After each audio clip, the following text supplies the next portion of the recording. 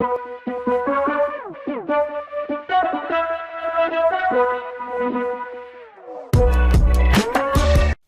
check out the iENYRID M4 Pro S Plus electric scooter. Now lately, electric scooters have been very popular, and for a good reason. They provide a fun, efficient method of transportation that's really unlike anything else. Now this is my first time testing out a product from iENYRID, and it did arrive in a decent sized box, but thankfully the scooter was pretty much completely assembled on arrival. So in addition to the scooter itself, included is a quick start guide, we're also getting some tools here too to make some final assemblies. And then also if you want to make some adjustments to the brake handles, for example, you can do that with the included tools. Now you've probably already noticed that this electric scooter does come with a seat, and that's actually one of my favorite features about it. However, if you don't want to use it with the seat, you don't have to, and instead, they also offer this footrest that you can put in place of the seat column. Now due to the position of the actual seat itself, you can still use the scooter standing up even with the seat still on it.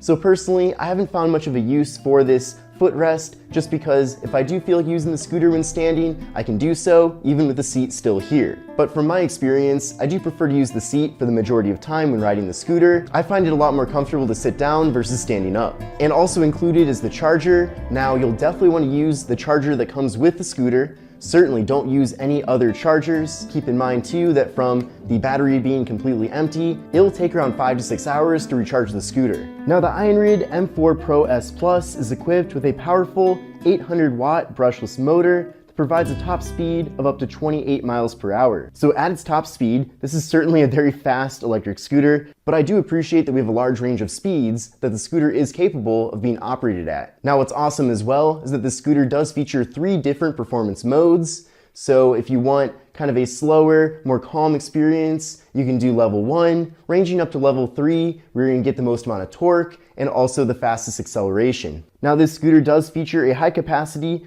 48-volt lithium-ion battery, which does give it a maximum range of up to 22 miles. Now with that 22-mile range, it certainly makes the scooter ideal for commuting, as you can travel pretty much throughout the day without being too concerned about having to recharge the scooter. Then at the end of the day, of course, you can plug it in, and then when you wake up in the morning, it'll be completely recharged. Now I also appreciate the suspension system that we're getting here with the scooter. So there's suspension in the front, there's also suspension in the rear, but in addition to that, the seat column also features its own suspension. So when you're going over bumps, or if you're on uneven ground, it really does have still a very smooth ride to it. And while acceleration is important, braking is even more important. And thankfully with the scooter, we have disc brakes in the front and rear of it, so even if you need to suddenly stop the scooter, it does brake very quickly. So with the excellent suspension and great braking, this scooter is ideal for on-road and off-road situations. Now, you're not going to be using this scooter in situations where maybe you use a dirt bike instead, but for kind of more basic off-roading, for example, maybe going down a dirt path or even a path with some light gravel, this scooter will get the job done for that. And the tires that we're getting here with the scooter are designed for on-road and off-road situations. And with the scooter's tires being 10 inches, that also makes them provide a bit more of a smoother ride compared to smaller tires. Now I found the build quality of this scooter to be very impressive. All throughout my testing, it's held up very well and really has even exceeded my expectations. Now, despite it having a quality build, this scooter is also very light. So that makes it very easy to pick up, put in a car, maybe you want to take it onto public transit. It's excellent for all those situations and certainly very convenient as far as portability goes. Now, a little bit later on in the video, I'll be showing you how to fold the scooter, but that aspect to it as well makes it even more appealing. I like how if you're not planning on using the scooter for a little bit, it's very easy to stow away, and it's not taking up a lot of space. Now, while this scooter has a lot of different features, it's also very simple to use at the same time. So we do have 2 keys included, and you do have to use the key to turn on the scooter, but once the key's in the ignition and it's on, you can then go to the power button and start the scooter. The scooter also has a very loud horn, and also turn signals as well. Another nice feature too with the scooter is its LED light, which is very ideal in nighttime situations, and there's also underglow with this scooter as well. Another nice feature with this scooter too is that it does feature cruise control. Now as far as comfort goes, this scooter is excellent for that as well. So what's great too is that the handlebars are adjustable, so you can easily move them down or move them further up to exactly the height that you prefer and what's best for you. So when you're using the scooter when sitting on the seat, you're going to want the handlebars to be lower compared to if you're using the scooter standing up. So I like that it's very easy to make that adjustment so that the scooter can be ideal in either configuration. It's also nice that in a single journey, I can easily switch from sitting down to standing up, since it is so easy to adjust the actual handlebars themselves. I'm now riding the iENYRID M4 Pro S Plus scooter, and this scooter is a lot of fun.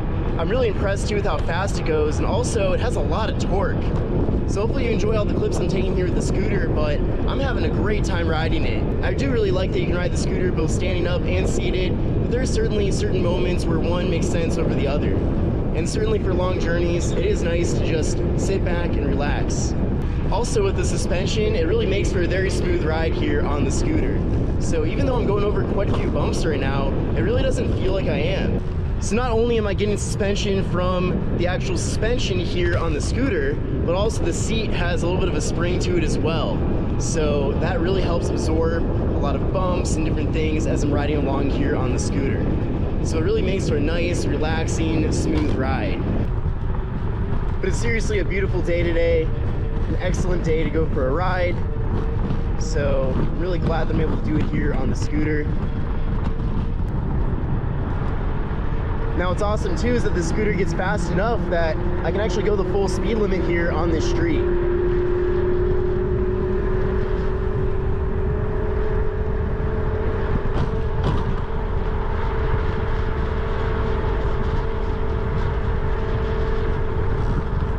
Now the scooter is also great on gravel as well. So this is a gravel trail, kind of like a dirt trail as well. And I'm getting some nice traction here. Definitely the bigger tires on the scooter work really well with this kind of condition to take it in. I'm trying to stay out of the mud here though. So yeah, really nice smooth ride, even if I'm not on pavement. So I'm now riding the scooter while standing up, and it is a little bit difficult to get it on video when doing this. But you can certainly ride the scooter standing up just as easily as you can sitting on the seat. And it's still a very comfortable ride even when standing. Of course, it is nice to be able to sit down and relax and not have to be standing. So I do really like having that versatility and those options here with the scooter. But I'm now gonna do a demonstration on how to fold up the iENYRID M4 Pro S Plus. So we're gonna start by lowering the handlebars all the way. So that's very easy here with a quick release. We'll lower that down and then lock that back in. Then the next step from there is to fold down the handlebars themselves. Now there are two twists here, so you'll need to loosen those up, and then the handlebars will then drop down. So let's do that right now.